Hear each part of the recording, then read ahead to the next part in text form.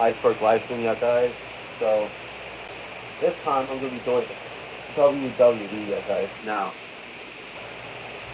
I am a wrestling fan, yeah, guys. I started watching it. I remember watching it in the. I think the. I don't know when I started, but I started probably around like I would say 2007, 2008, bro. For a little bit before I phased out, and then I started watching it again around 2011, yeah, guys. But yeah. Now, although there's a good amount of stuff that I know about wrestling, there's a number of stuff that I know about wrestling, there's actually some that I probably do not know.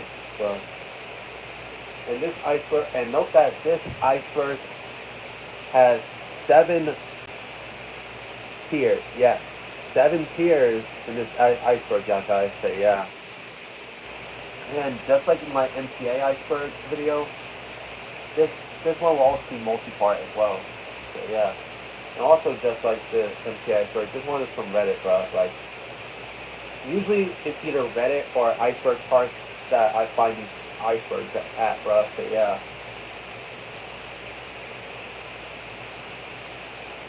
And for some reason Reddit banned me for some reason. I didn't even do anything, bro. Like I barely post on Reddit, yeah, guys. I didn't even do anything, and I felt like I was wrongly banned though. Anyways, I'm getting off topic, yeah, guys. We got the iceberg, bro. And I don't really need to explain what an iceberg is, but for the 5 people that don't know, an iceberg is a chart that it goes from the most well-known facts and the tame facts all the way down until the obscure and of the obscure, weird, and sometimes disturbing content, bro. So yeah, I'm gonna do the dirty iceberg. Let's start off with tier one, guys. Wrestling is fake. Uh, a better way to put this, yeah, guys, is wrestling is predetermined, bro. As yeah, a lot of stuff in wrestling is planned out in advance, yeah, guys. So yeah. Although although some plans were planned for a while, but you gotta remember that, guys. You gotta remember, although the results were predetermined, the actual wrestling itself, like trying to do a wrestling move on someone, like it could hurt if you're on the receiving end of it. Like for example, if you get punched in the face or kicked in the ribs, that is gonna hurt, bro. So yeah, a better way to say it is wrestling is predetermined, bro. Yeah, that's a better way of saying it, bro, than saying that it's fake, bro. Cause actually, doing punches, kicks, moves like that could possibly hurt, yeah, guys. Monday Night Wars. Monday Night Wars was a time from 1995 to 2001 where the WWF and WWE went head to head with their respective shows, Raw and Nitro, yeah, guys. Initially, Nitro was what ended up. Initially, Nitro ended up in the lead. That was until mid in the middle of the war, where the WWF actually ended up gaining a ratings boost in the war. And I feel like the final nail in the coffin of when the WWF officially took the lead and won the war was that one time on the January, I think it was the January 4th, 1999, they did Nitro, where one of the announcers actually spoiled the results of Raw, which, by the way, was a tape still at the time, while Nitro was live. And they spoiled the results of Mankind winning the WWF Championship, which led to a lot of people switching from TNT to the USA Network to catch the episode of Raw. And that was the moment, I feel like that was the moment that kind of killed WCW Nitro's momentum in the Monday Night Wars. Because remember, this was the very same week, the very same night that the infamous finger poke of doom occurred. So yeah, the pipe bomb. This was referring to the promo. You know this promo, yeah, guys. It's referring to the promo that CM Punk cut in the 2011 edition of Raw. That about him being essentially fed up with how the company is handling him, and that he was tired of Cena always being the main event while he don't really get all that much, bro. Honestly, I don't really need to explain the pipe bomb as a lot of people covered it, bro. So yeah, I suggest you go watch those videos, yeah, guys. And another thing, and at the time, the pipe bomb, CM Punk's contract was about to expire. So yeah, and he did end up winning the WWE Championship at Money in the Bank 2011 and took the title with him, but so yeah. So he did come back 8 days later though. So yeah. And speaking of another moment that is talked about a lot, yeah, guys, the Montreal Screwjob.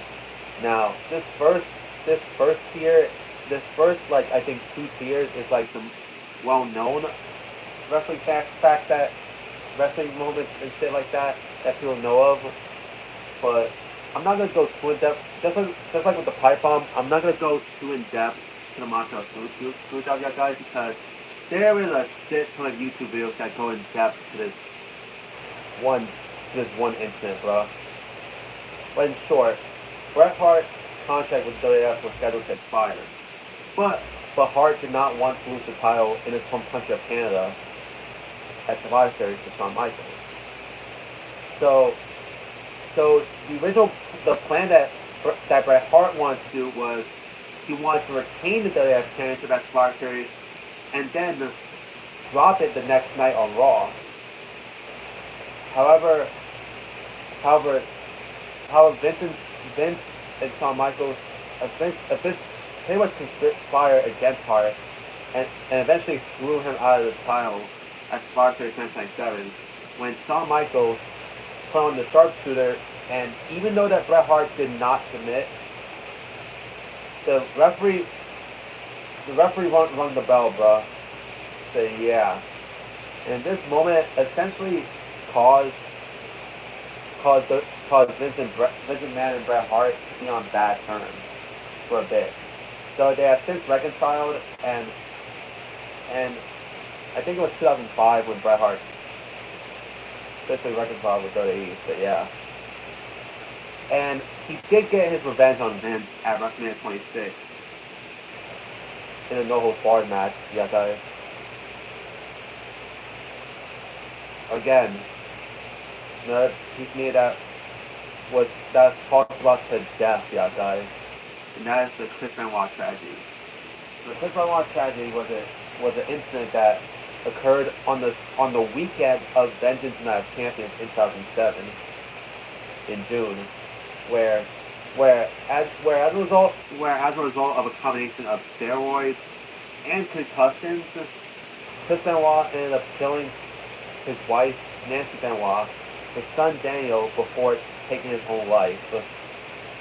Like, this incident essentially put WWE in a bit of a negative light, and this resulted in WWE essentially never mentioning Chris Benoit's name ever again, bro.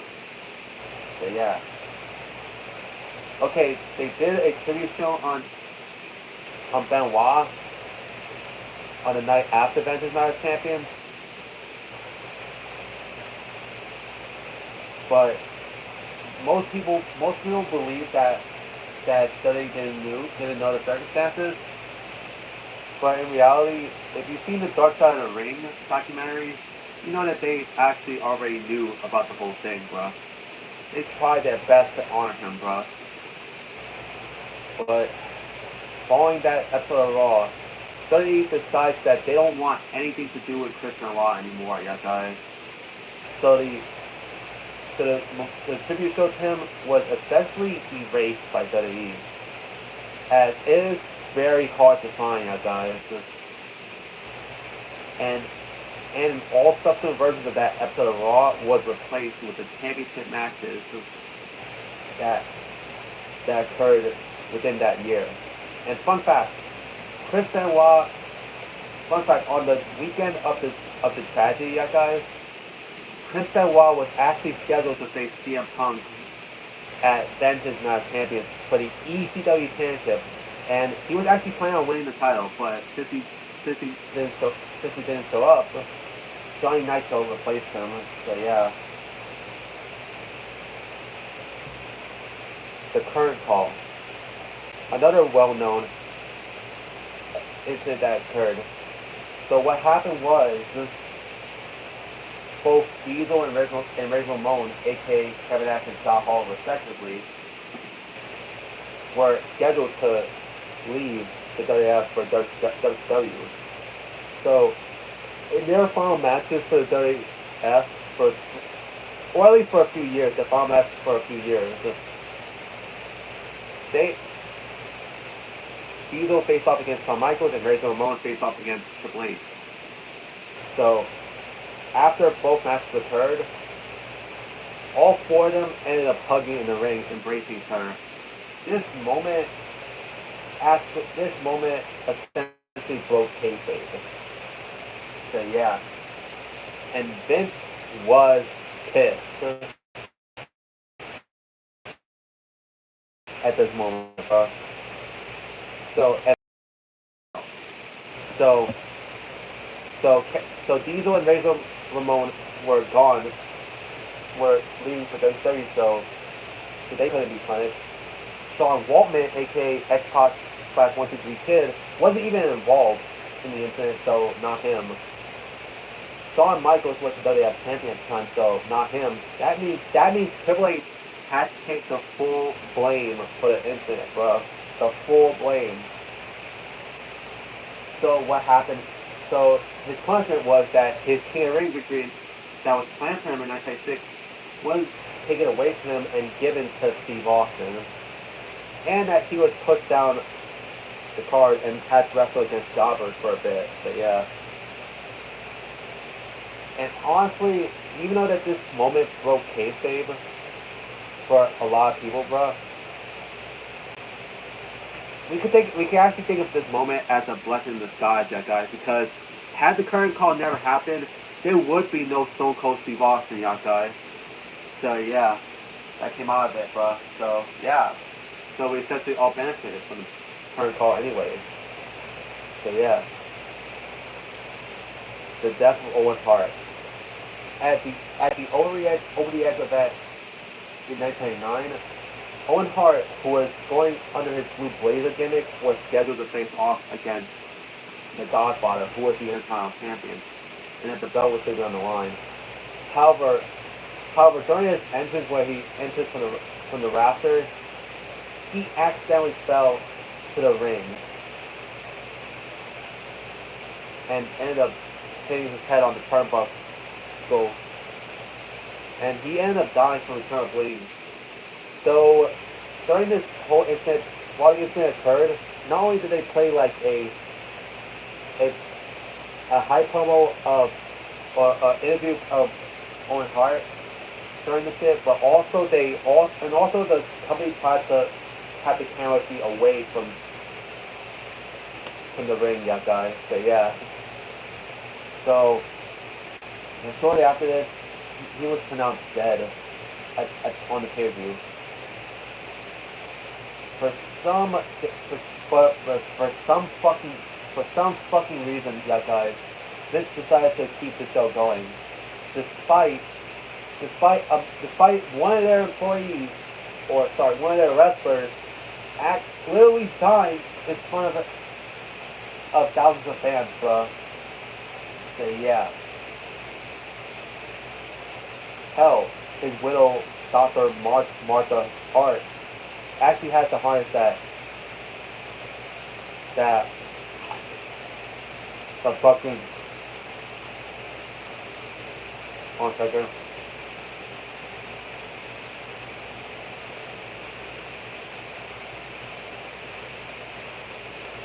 She has a harness that actually really going hard, bro.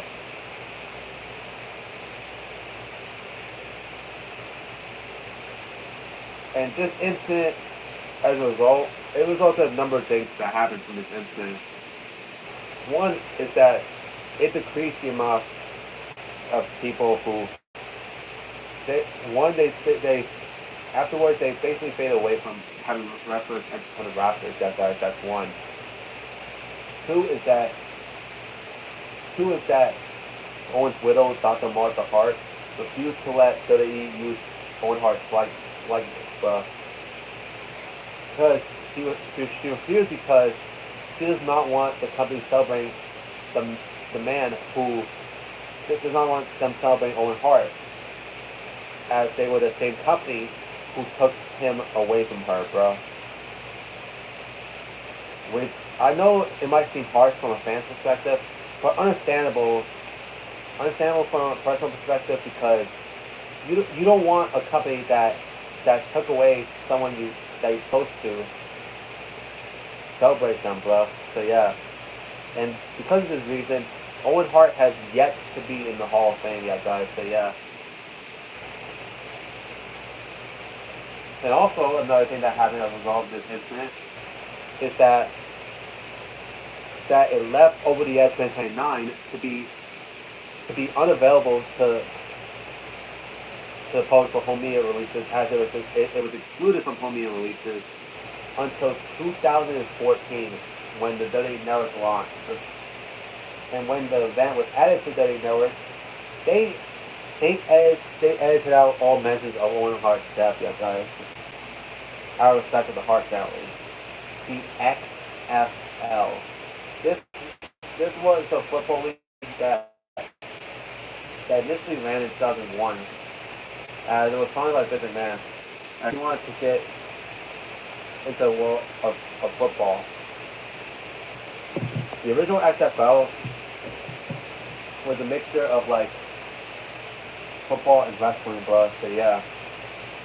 Hell, even Vince took shots at NFL at the time, which was a red flag, bro. And after the first week that a lot of people see it, the ratings started to decline for the week, bro. So yeah. Hell, I think it was week two that they caused some problems, bro, in week two, bro. Namely, against one of the networks that aired the XFL, NBC, guys. As one of the games that aired on a Saturday night ended up overrunning, bro. Because not only because of a fucking power outage, but also the game went to, I think, double overtime, guys. But yeah, it caused the game to finish later. Finished like roughly around like, I would say around like 45 minutes later than expected, bro. This ended up delaying the start of Saturday Night Live, guys. Where that week's guest host was Jennifer Lopez, guys. So as a result of this incident, NBC decided to cut off all sporting events that air on Saturday night at 11 p.m. No matter what, they cut off the game at 11 p.m. And they would usually move it to one of their other networks to air the game. This is to allow stations to air both their local news and Saturday Night Live on time, guys. It has happened before, guys. And both WWF and NBC actually lost millions of dollars just from the investment of the XFL, guys, by itself, guys. So yeah.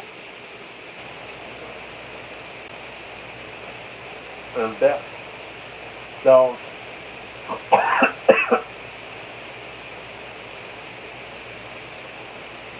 I should not be talking my mouthful, bro. Anyways, the networks that aired XFL were in the original run was NBC, UPN, which is no longer around since it merged with the WWE to become CW in 2006, and CNN, which would become Paramount Network, yeah, guys.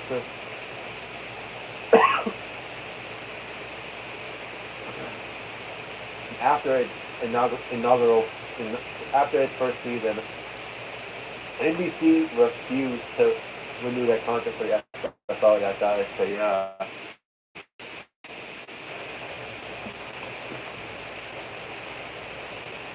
As the league cannot survive on CNN alone. Yeah, guys, it cannot survive on CNN alone, bro. UPN was willing to. UPN was willing to carry the SFL for a second season on one condition, yeah, guys. That one condition is that WWF has to give up half an hour of SmackDown in order to continue airing the XFL on their network, bro. Yeah, so in order to continue, they had to cut down the time from SmackDown from 2 hours to an hour and a half. WWF refused, and that was the initial end for the XFL, yeah, guys. One thing I would give the OG XFL credit for is the ability to create nicknames on jerseys, bro. With the most famous example being Rod Smart, who would have the nickname "He Hates Me," bro. And the league did come back in 2020, yeah, guys. Although it was essentially a more toned down version of the whole stuff, bro. As sadly the nicknames did not carry over to the new XFL, bro. Sadly, as it felt more like a generic football league in my opinion, bro. So the 2020 season did occur shortly after the Super Bowl. However, the season ended up being canceled abruptly halfway through because of the pandemic, yeah, guys. Which was bad timing, bro. So yeah. Which led the league to be inactive for like 3 years before it came back. And was acquired by The Rock, yeah, guys. And the league ended up merging with the revived USFL to become the UFL, yeah, guys. So yeah.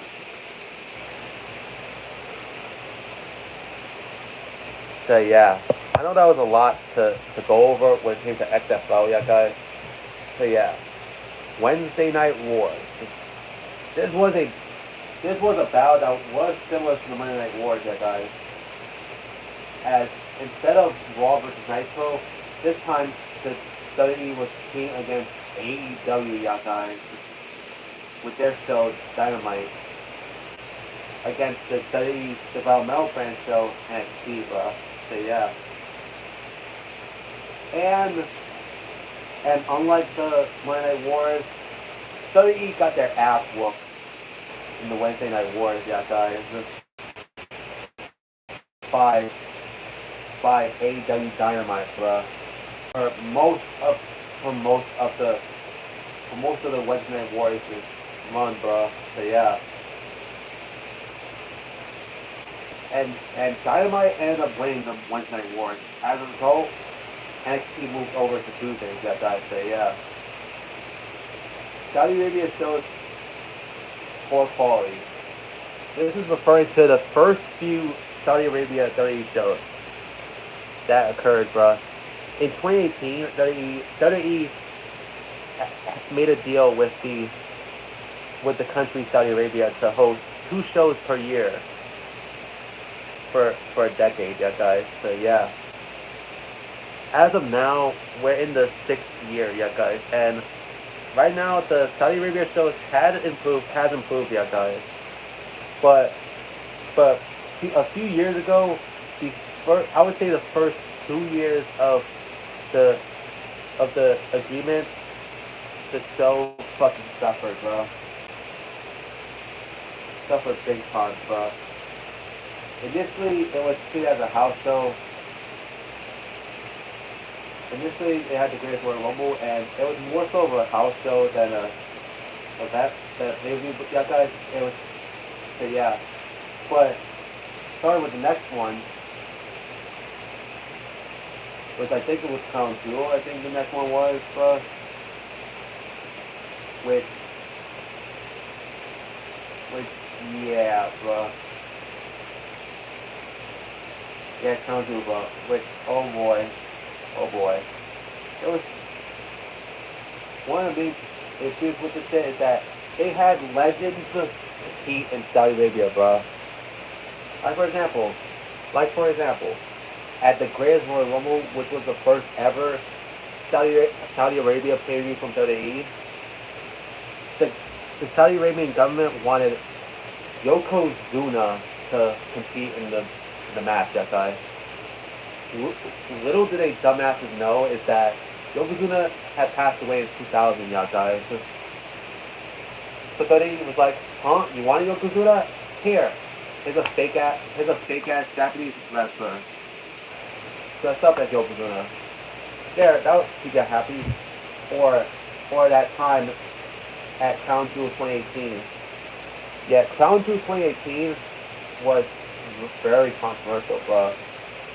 Considering that shortly before this event occurred,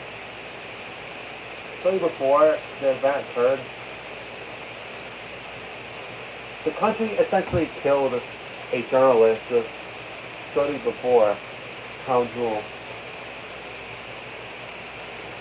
So yeah. And WWE was heavily criticized for actually going ahead with Crown Jewel pay-per-view and the Saudi Arabia deal even after the killing of a journalist for abusing human rights in the country, bro. So yeah. This comes to show you how fucking strict Saudi Arabia is as a country, bro. Like, certain things you do here, you wouldn't really get in trouble in the U.S., but oh boy, some of the stuff you might do in the U.S. might get you locked up in Saudi Arabia, or worse, killed, bro. So yeah, this is why I hated when WWE had a partnership with Saudi Arabia, yeah, guys. So it wasn't until 2022 that convinced me that, hey, maybe this show was good, bro. I think it was Elimination Chamber 2022, where it was the first Saudi Arabia event that I considered to be good, bro. And then as a result of the killing of a journalist, John Cena and Daniel Bryan ended up backing out from the show because of it, bro. So yeah. How WWE continue their partnership with Saudi Arabia after the killing of a journalist is beyond me, bro. If I were to think of it, bro, if I was to think of it, if it was up to me, I would have just stopped the partnership completely, bro. And I would have been like, oh hell nah, these niggas is real strict, bro. Let's get out of here. And also, by the way, for Crown Jewel 2018, they had that horrible DX versus Brothers Justin match, bro. That's up, yeah, guys. Now, had that match occurred around 15 to 20 years ago, it would have been fine. But this was 2018, bro. All four men were past their prime. And I know people shitted on this matchup a lot, but it was just horrible, bro. So yeah. So the only one that had to carry the match had to be Triple H, bro.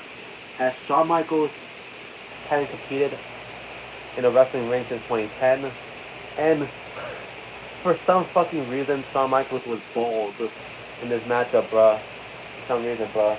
And it looked so wrong, bro. He looked like a Triple H mini-B, bro. At the time, bro. And also Kane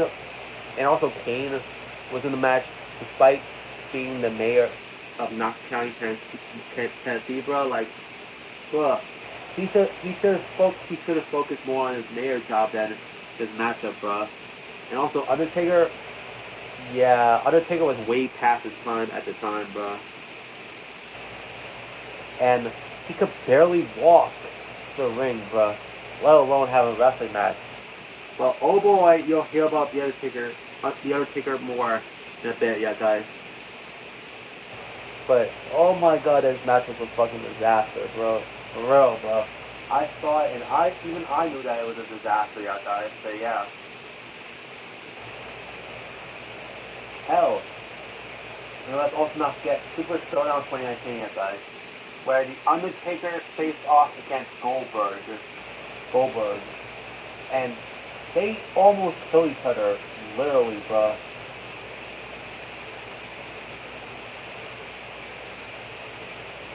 You, it looked scary when they tried to do their wrestling moves, but that's because they were both old as hell, bro.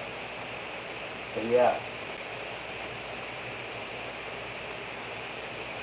And also, and also, let's talk about 2019 Crown Jewel, when Brock Lesnar defended the WWE Championship against UFC wrestler Cain Velasquez, bro.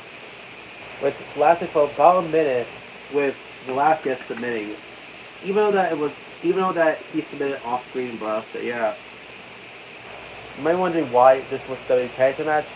Well, earlier that month on the first SmackDown on Fox, Kofi Kingston, who was the champion, lost the belt to Brock Lesnar in fucking 8 seconds, and he did not get a rematch out of it, bro. That was horrible, bro. How they took the title off of Kofi Kingston because he wanted Lesnar versus Velasquez for the title, bro. Like, bro, you could have done the match without the WWE Championship, bro.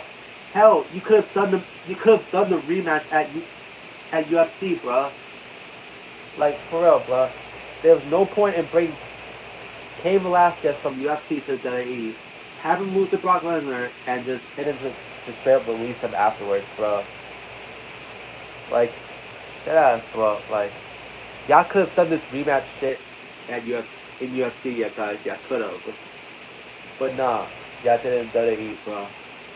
And also, let's not forget Super Showdown 2020 when Goldberg defeated the Fiend for the Universal Championship. Like, why, bro? Why?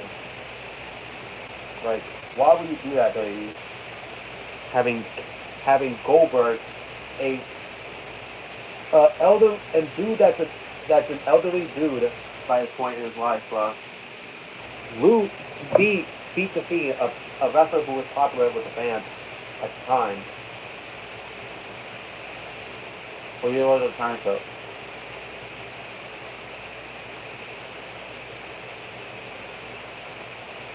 They mainly did this sorry.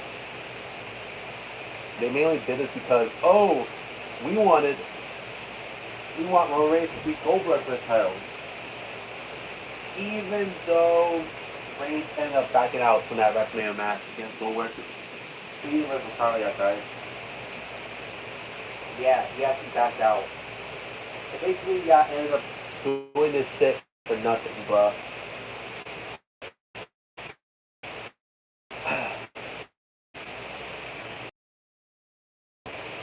Like, I know I was ranting about the WWE Saudi Arabia shows for a few minutes, guys, but that's all I wanted to say about that damn shit.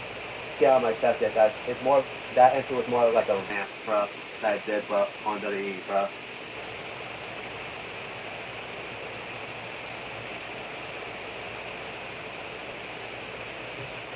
Next thing is Hulk Hogan's sex tape, bro.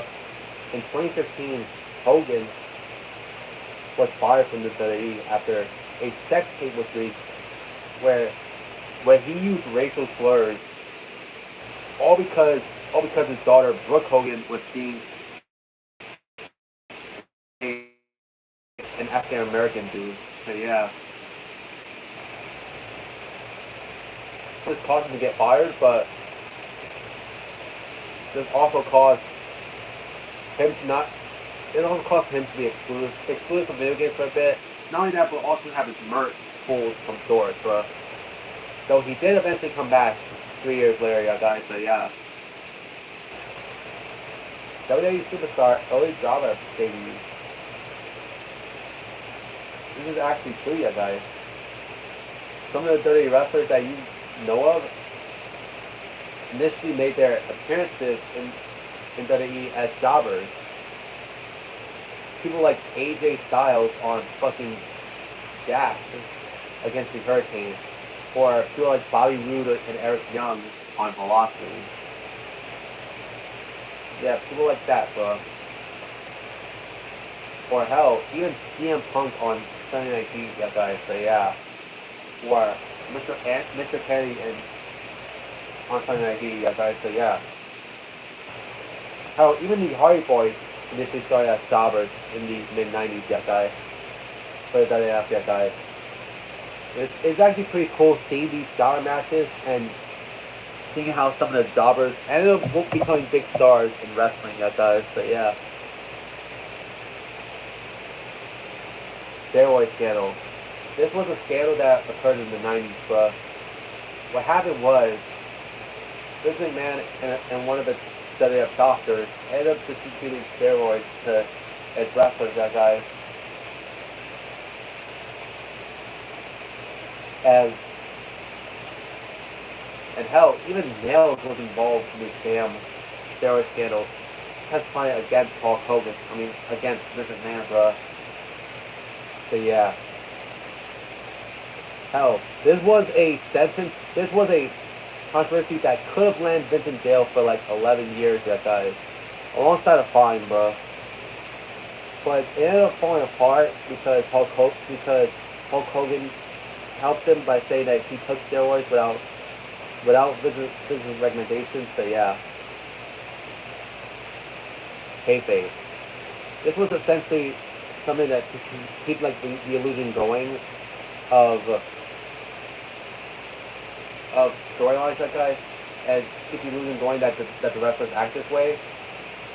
But in reality, some of them don't act like the way that they do in television or in WWE, that guy, or in wrestling, bro. So yeah. Nowadays, for the most part, kayfabe is essentially dead because almost every wrestler has social media, yeah, guys. So yeah.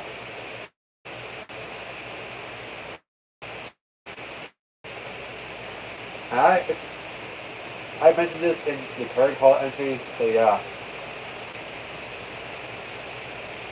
But that's static kayfabe, bro. So yeah. Because for reference, heels and faces aren't meant to hang out with each other, bro. Initially. Luckily that stopped. Luckily that's no longer a thing yet, guys. But yeah.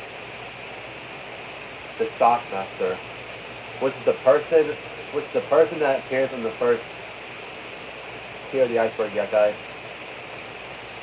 I'll most likely do just the first tier for this video, yeah, guys, because I really want to get the My Hero Ultra Rumble gameplay, yeah, guys. So yeah.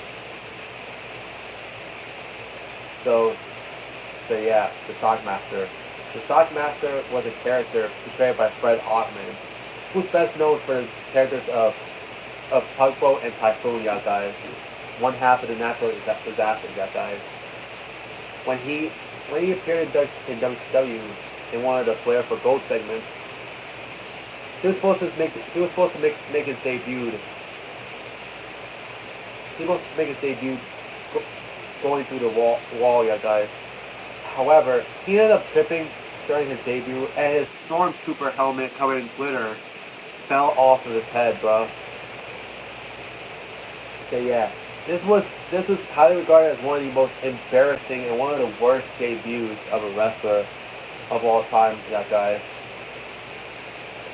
So yeah. Dave Meltzer.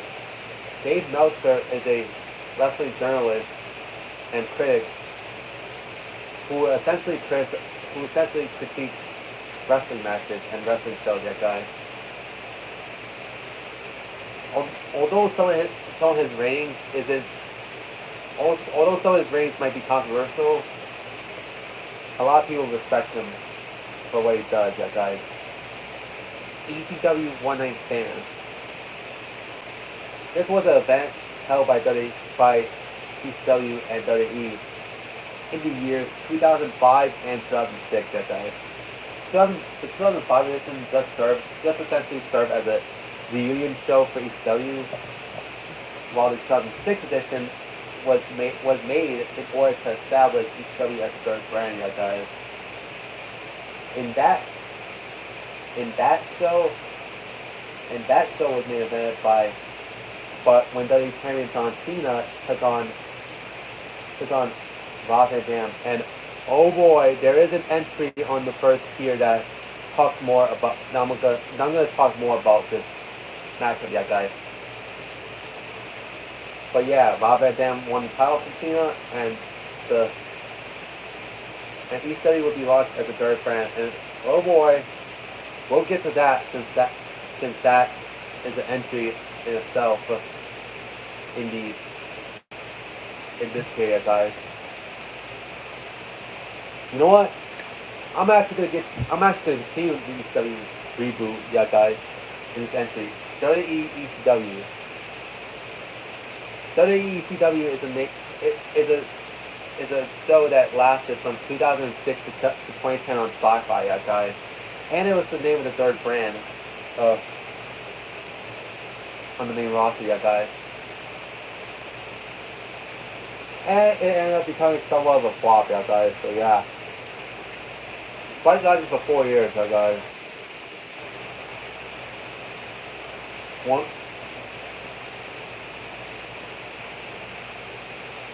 One of the major issues occurred from the get-go when the first match in the rival was ECW original Sandman facing off against a person who's supposed to resemble a zombie, yeah, guys. So yeah. And initially they did allow hardcore wrestling in it, but however, over time, yeah, guys, the hardcore matches became more and more scarce, yeah, guys, as they added disqualification and countouts on a brand called ECW, yeah, guys. While the brand gave us names like CM Punk, John Morrison, and The Miz, it still ended up being a failure, bro, from the get-go, bro, as it did not have the extremeness and of the ECW brand. One of the biggest examples of this occurred on the August 1st, 2006 edition of ECW, yeah, guys, when the event took place at the Hammerstein Ballroom in New York City, yeah, guys, which is one of the main locations for the original ECW, yeah, guys.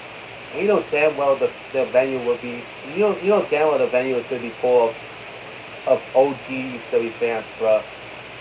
AKA the hardcore wrestling fan base, yeah, guys. And the main event for that episode was Big Show defending the ECW championship against Batista. And when this match happened, fans and attendance turned on the entire match right from the get-go, bruh. They were saying stuff like they were booing both wrestlers, and one of the infamous things that they said was change the channel. Yeah, which basically is somewhat writing on the wall for the ECW brand, bro. At the time, bro. The only notable thing about this match, the only thing that really happened in this match is fans booing and chanting stuff like change the channel.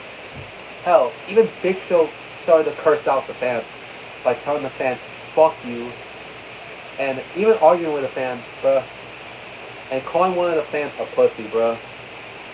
Like Big Show insulting the fans is actually the best part of the match, bro. I'm not gonna lie, bro. Even though this match is so horrible, bro, it's one of those, it's so bad that is funny, bro. And it's a match that you have to see for yourself, bro. And it shows you how it shows you that everything wrong with the ECW brand, bro. And speaking of the ECW brand, December to Dismember. This was a pay-per-view that occurred in December of 2006. That was that was that was held exclusively for the ECW brand, yeah, guys. One of the main issues with this event is that this event occurred exactly 1 week after Survivor Series, yeah, guys. One of the big four pay-per-views. And you gotta remember, this was the pre-WWE Network era, yeah, guys. So that means the only legal way to watch a pay-per-view at the time was to pay $40, yeah, guys. Yes, $40 for a pay-per-view, yeah, guys. So yeah, but that was the price for pay-per-view at the time, yeah, guys, because there was no WWE Network at the time, but there was no WWE Network at the time, so yeah. And second of all, there was only 2 matchups that were advertised ahead of time out of the 6 matches that occurred in the event, yeah, guys. Those matches were the Hardy Boys versus Eminem, and the Extreme Elimination match for the ECW Championship, which the Big Show was defending it against Test, Bobby Lashley, Bobby Dan, Sabu, and CM Punk. All those looking out of the match on the day of the show, with an attack that occurred off screen and was replaced with Hardcore Holly. I think the reason for this is that Sabu wasn't regular matches, so they decided to take him out. Like, you could have, like, bro, let him, like, you could have at least let Sabu wrestle this matchup, bro. Since hardcore wrestling is one thing that Sabu is good at, bro. Anyways, Paul Heyman actually wanted CM Punk to win the ECW Championship, but Vince McMahon saying, "Oh, I want Bobby Lashley to win. We're gonna have Lashley win the ECW Championship." And when the event was a flop, Vince fired Paul Heyman as a result, bro, from the WWE. Well, you should have let him go with CM Punk winning the title, bro. You should have listened to Paul Heyman, bro. Like, I would have to put the fault at Vince, bro, for this one, bro.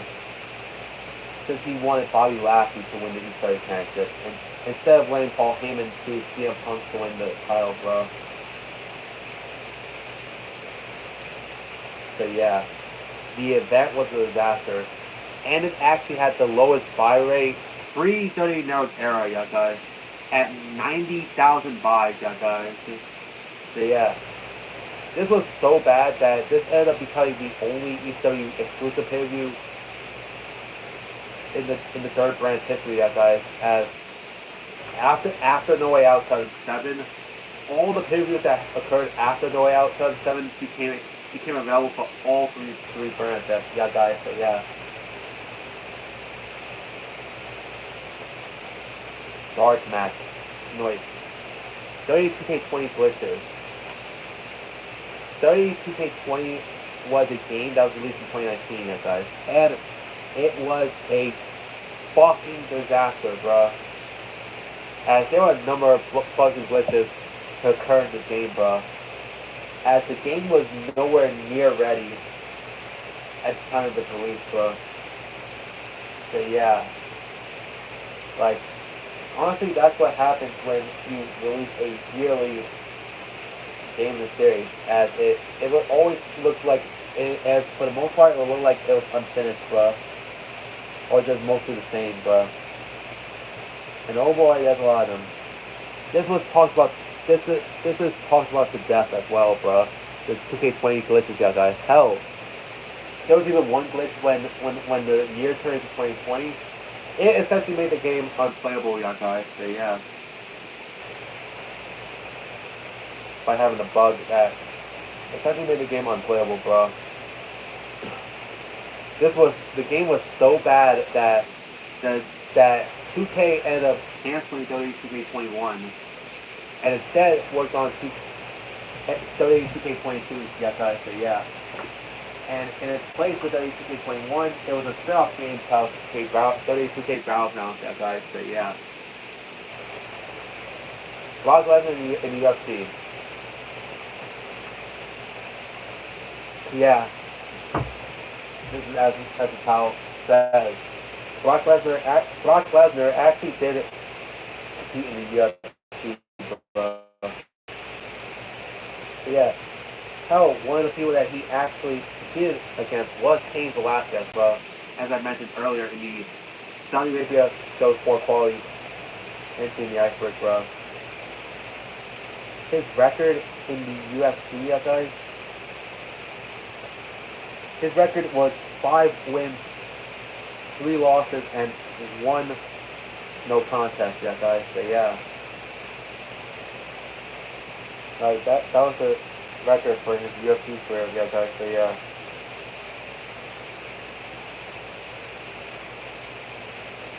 One of the times that he lost was against Cain Velasquez himself, bro.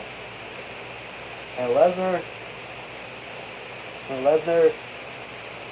actually is a one-time UFC heavyweight champion, guys. So yeah.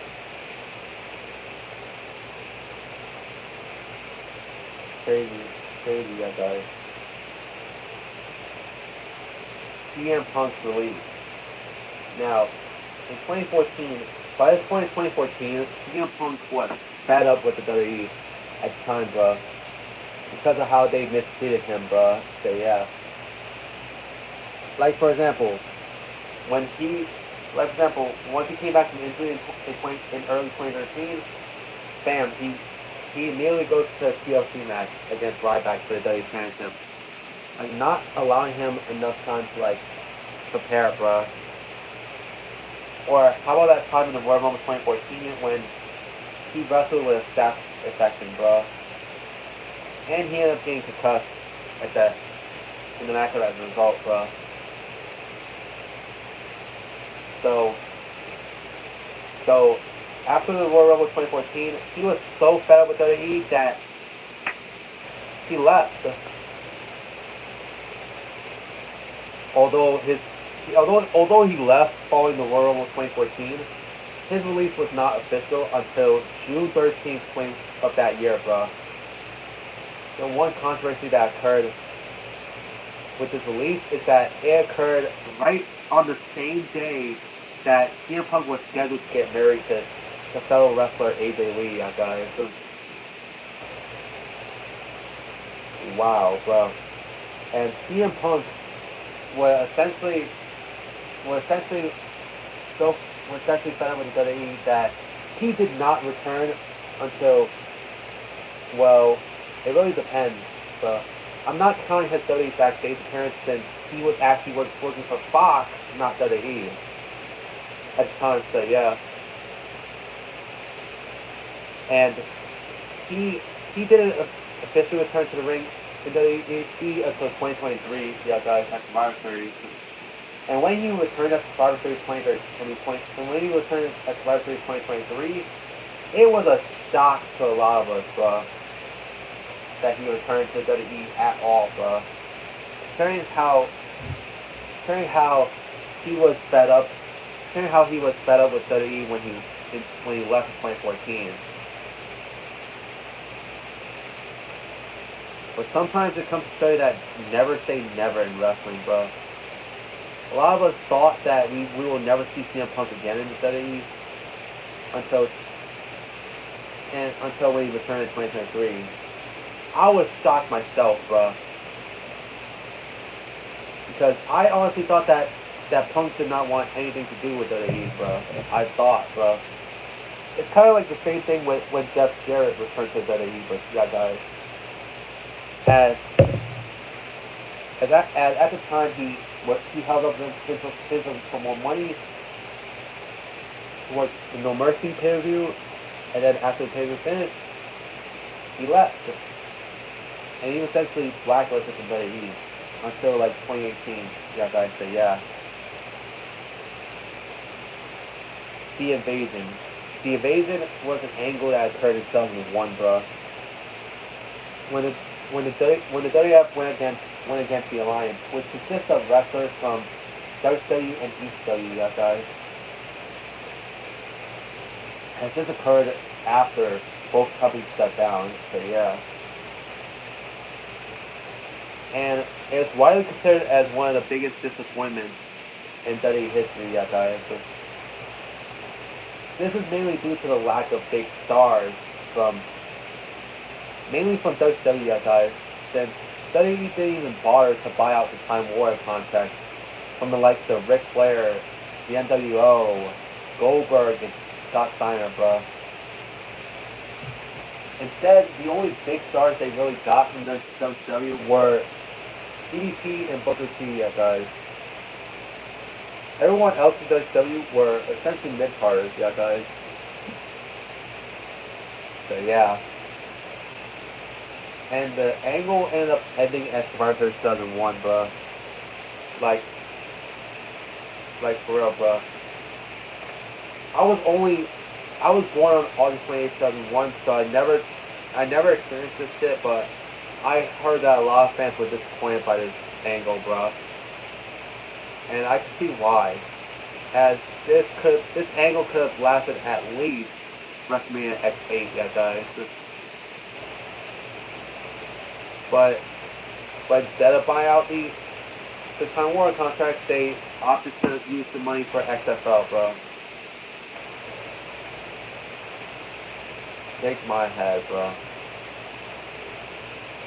Undertaker versus Mankind, Hell in a Cell. This was referred to the match at King of the Ring 1998 between Mankind and the Undertaker. As the match occurred inside a Hell in a Cell. This moment is actually notable for Mankind, aka Mick Foley,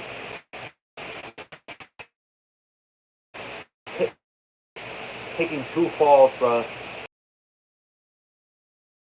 One from the announce table, one announce table, and another one to the middle of the ring, bro. And Mick Foley ended up losing a tooth, with one of them being near his nose, bro. As this is highly regarded as one of the best Hell in a Cell matches of all time, yeah, guys. The next, just like with the invasion angle, this is another disappointing angle that happened, bro.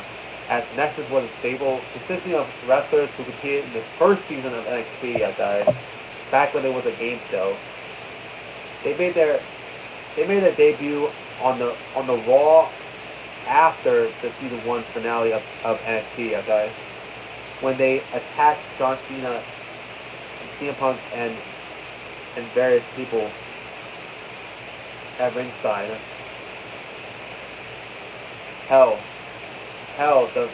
The fight did get a bit out of hand after one of its members, Daniel Bryan, ended up getting fired from the company shortly afterwards. This is because during the beatdown, Bryan choked ring announcer Justin Roberts with his own tie, bro. Which the sponsors said that's a bit too much for a PG rating, bro. Though he would be rehired 2 months later at SummerSlam 2010. And speaking of SummerSlam 2010, Bryan was a part of a group called WWE in a match against Nexus in a 7-on-7 elimination match. And one of those people in the match was my favorite wrestler, John Cena, bro. Even though John Cena is my favorite wrestler, I could say that he actually made the wrong move at SummerSlam 2010, bro. As towards the end of the match, Cena was in a 2-on-1 situation against Nexus members Justin Gabriel and Wade Barrett. And during the stint, Barrett DDT'd on the concrete floor, bro. So yeah. And then seconds later, was one of the 450 splash. Cena moved out of the way and ended up eliminating Justin Gabriel. And then he put on the STF on Wade Barrett and making him tap out, giving Team WWE the win, bro. A lot of people see this as the move that slowly started the decline of the Nexus. Over time, they lingered on the roster for a bit, feuding with Cena. Hell, even forcing him to join the group at one point. But I can safely say this, bruh. John Cena buried the Nexus, bruh, in this one feud, bruh. He had against them, bruh. Hell, the first part that he buried them in was that SummerSlam match, bruh. Hell, even his tag team partners, Edge and Chris Jericho, told Cena, hey, this is not a good idea. Let's let the Nexus win. But Cena being Cena wanted to win the match because SummerSlam needed a happy ending, bro. Although I will give Cena credit for actually regretting this shit later on.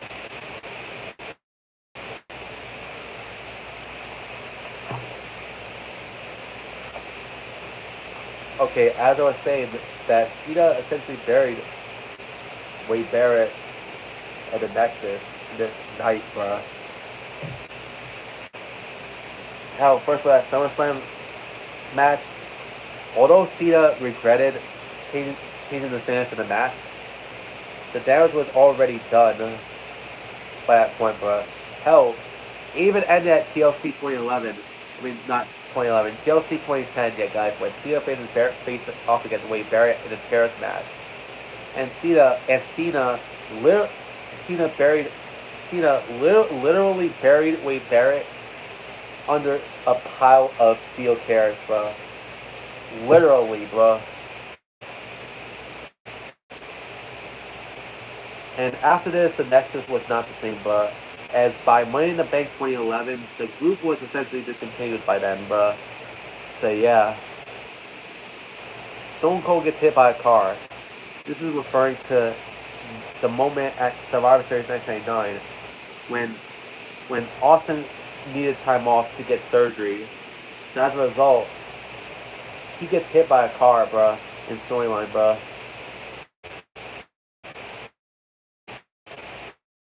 For months there was a mystery that wonders who did it, bruh. They did eventually get their answer as revealed that Rikishi of all people was the one that hit Austin with the car, bruh. And he let me get my impersonation ready, guys. He did it for The Rock. I was trying to impersonate The Rock. Impersonate Rikishi, bruh. The next thing that The Rock did on Rikishi when he said, I did it for The Rock. That was funny, bro. But why would Rikishi of all people hit Austin with a car, bro? Just moments before, Rikishi was this fun-loving, dancing big dude who was dancing with too cool, bro. So yeah, but now we supposed to take him seriously as a threat? Although it was later revealed that he actually did it under the orders of Triple H, bro. So yeah. I feel like this kind of ruined Rikishi for a bit, bro. But luckily, the following year, he would revert back to babyface the following year, yeah, guys. So yeah.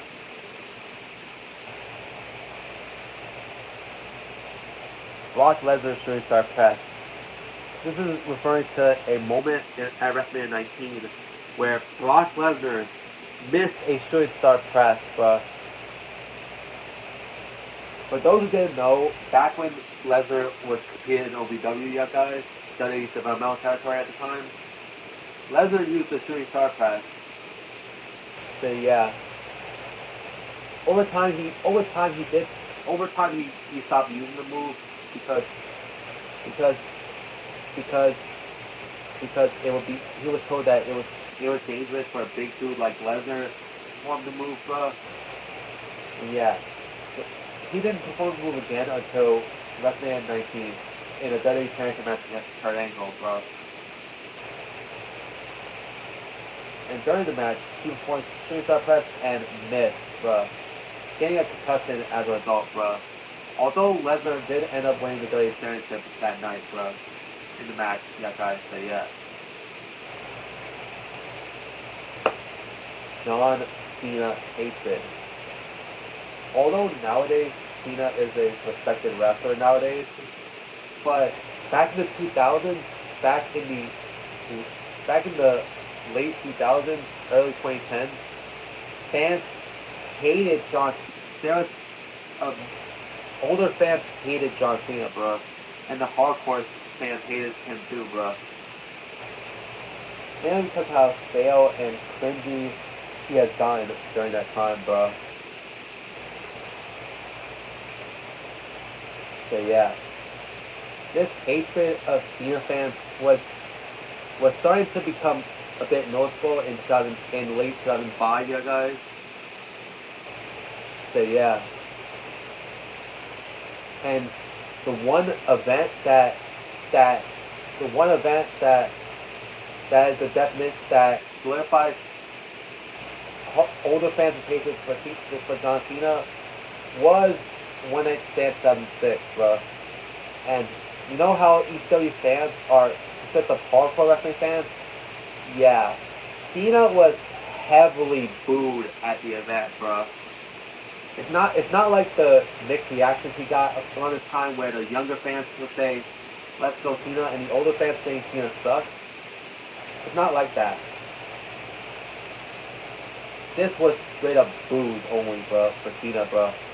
Hell, when he tried to throw his shirt to the crowd throws his shirt back at him, bro. And the reason why they boo him is because a lot of the hardcore fans essentially saw Cena as everything that the hardcore hated. So yeah. Hell, there was that one infamous sign at One Night Stand that says, "If Cena wins, we riot, bro." And god damn, man, that explained a lot, bro. So luckily, no riot had occurred at the event as Rob Van Dam won the WWE Championship from Cena that night, bro. But damn, he was hated, bro. I hear complaints that like the complaints that I can understand is that of him being corny and cringy over time. Where yes, I honestly understand this, bro. Mainly from 2009 to around 2014, yeah, guys. That was his worst commentary, yeah, guys. I do understand that, but the one criticism that get pissed off at fans, the one criticism that I do get that I get pissed off at fans saying at Cena is that, oh, he has a limited moveset.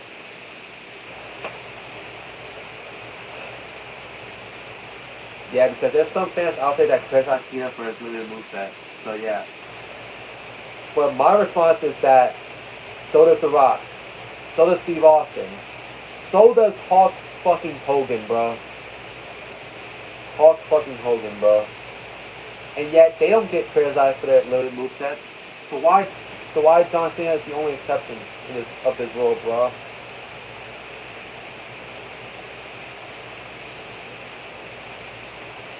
Like, for real, bro. So luckily, Cena has gotten better over time, and he started to add a bit more moves to his moveset. As a lot of people started to warm up more to Cena, bro. And they essentially respected what he did, bro. So yeah.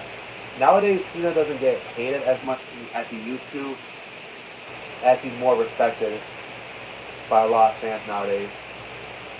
I'm sorry, I love you.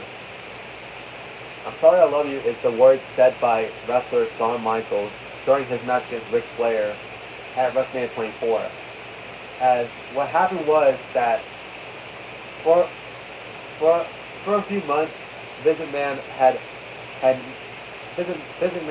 said to Ric Flair that if Flair loses another match, he is forced to retire, bro. So yeah.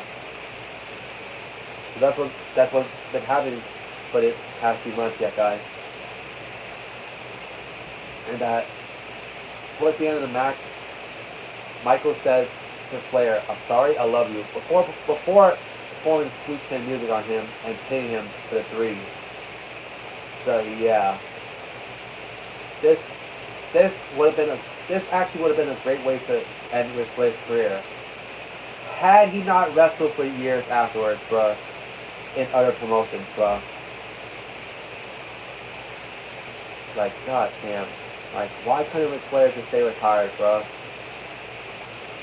Hell, there was even that one interview called Ric Flair's last match, bruh, and it was just so sad to see, though. Like, seeing a man who had his farewell at WrestleMania 24 still competing that years later, bruh. Like, bruh, you're old, bruh. Just stay retired, bruh.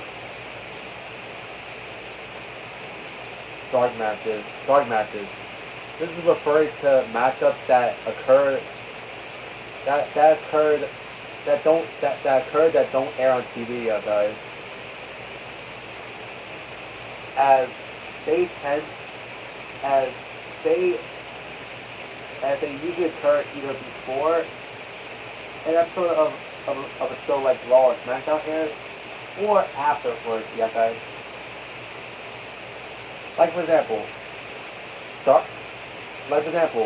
there was only. Oh my god, I'm running out of breath yet, guys. Like for example, there was only one occurrence of an untelevised Hell in a Cell match, yeah, guys, that occurred following a episode of Raw, yeah, guys, in a dark match, yeah, guys. It was a failed 5-way match for the a failed 5-way Hell in a Cell match for the WWE Championship that occurred after an episode of Raw, as John Cena ended up successfully defending the title against CM Punk, Alberto Del Rio, Jack Swagger, and Dolph Ziggler, yeah, guys. So yeah. Parts unknown. This is referring to some wrestlers who claim to be from parts unknown, meaning that as the title says, it's left a mystery of where some of these wrestlers came from in storyline, bruh. So yeah. And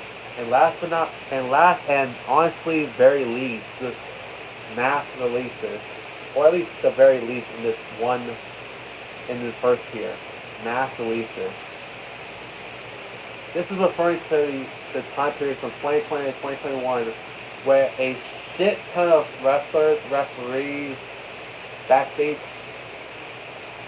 people have been released from WWE because of quote-unquote budget cuts, even though that at the time WWE was making record profits, bruh.